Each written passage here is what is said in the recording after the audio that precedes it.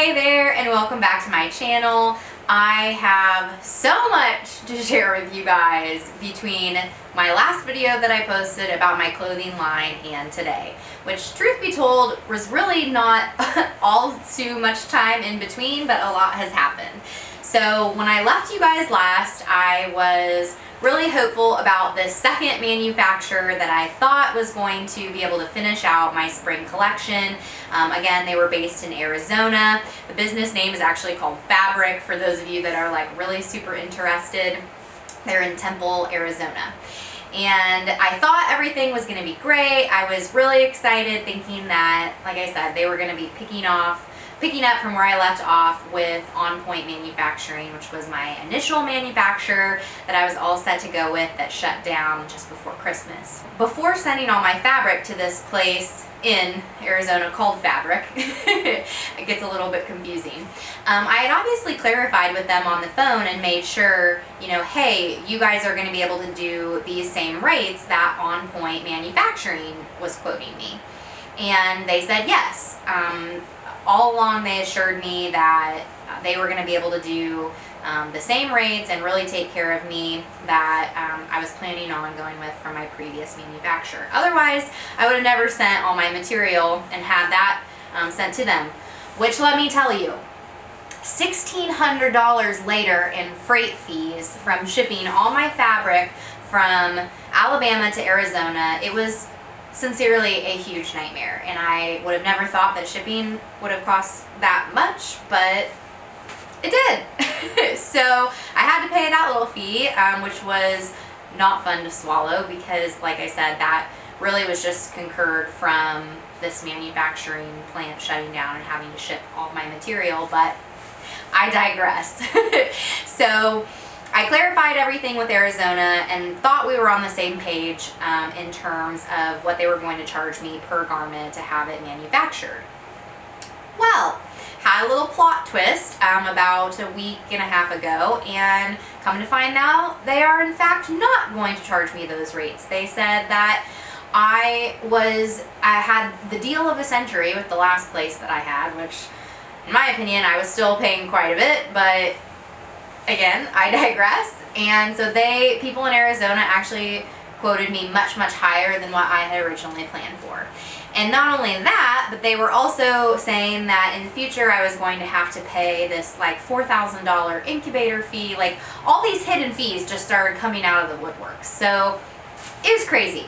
So my first tip for all of you new brands starting out is, if you find yourself in this situation where you're having to change manufacturers, get a contract. Get it in like firm writing, what they agree to charge you for your pieces, because I did not, just thinking out of trust that and good faith that they were taking on a lot of the past clients from the old manufacturer closing, but that clearly wasn't the case, and they ended up being a lot more expensive than what I initially planned.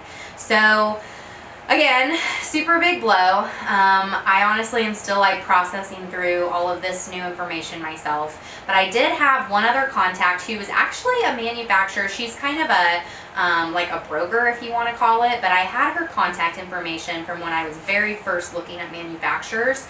Her name is Melissa, and she's got her own kind of broker collaborative model where she works with manufacturers and seamstresses here in the States, actually in New Jersey, as well as some larger factories that are offshore.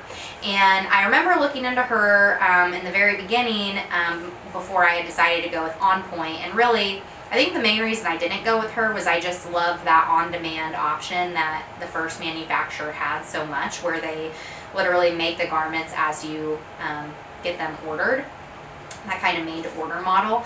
So I just kind of tabled her and ended up going with them, and I didn't really think twice about it until obviously now when I'm in this position of needing to scramble and now find not a second manufacturer but a third manufacturer to finish up my spring collection. So I ended up talking with Melissa. I've had great conversations with her. I actually feel super confident, but again, it's kind of like Groundhog Day, and I feel like I've had these same feelings now all over again. So I did very much firm up the details of what she can do for me for spring, which will be essentially having my material shipped yet again from Arizona up to New Jersey.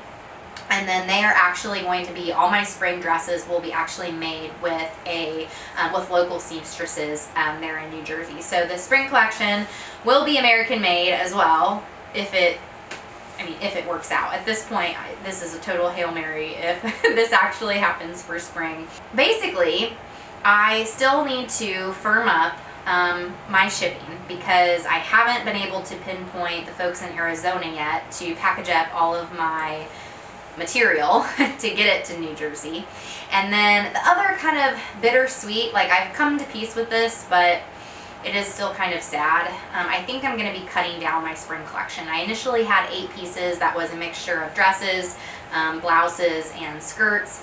And I think what really is going to make the most sense right now is just moving forward with a 3-piece dress collection for spring.